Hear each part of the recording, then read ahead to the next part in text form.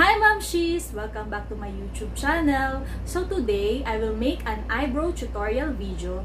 At kung isa ka sa mga nahihirapan palaging magpantay ng kilay, then this video is for you.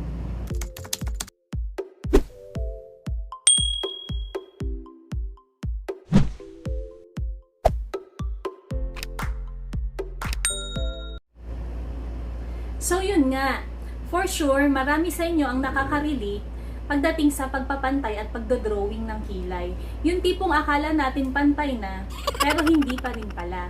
Today, I will show you yung nabili kong disposable eyebrow ruler from Lazada. So, ganito yung itsura niya. Nakalagay doon, ginagamit ito for microblading. Nabili ko siya for 261 pesos for 100 pieces.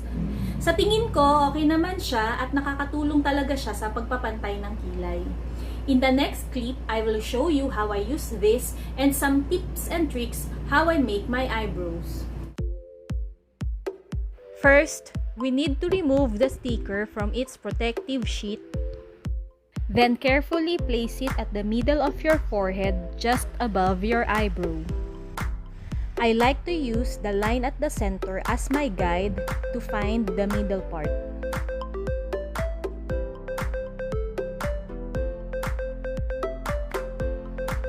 Then we can start drawing the desired shape of our eyebrows. It's important to use a pointed eyebrow pencil for this step. I usually do the upper line first. I start at point A, going to 4.5 and ends at point 7.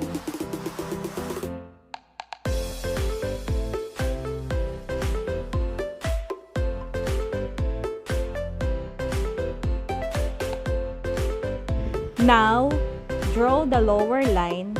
Just follow the pattern of the upper line. Connect the two lines together. Make sure the tail of the eyebrows is pointed.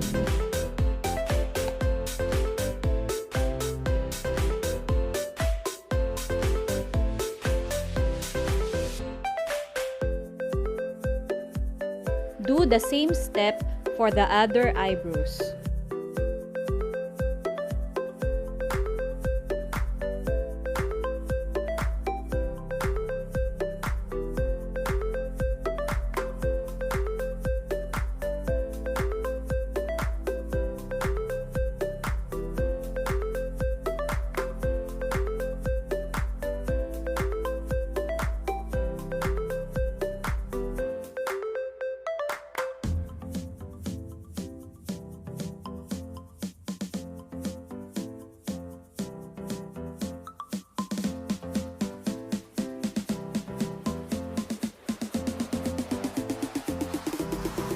Then I will begin shading my eyebrows using my go-to eyebrow gel from Jazzy Cosmetics.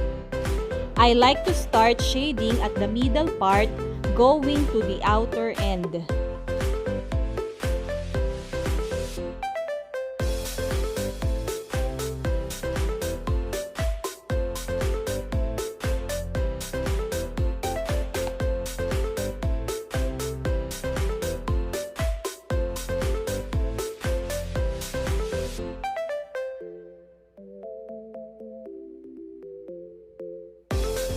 With a few products left on the brush, lightly shade the inner part. This technique will help you achieve an ombre eyebrow look. Do the same for the other eyebrows.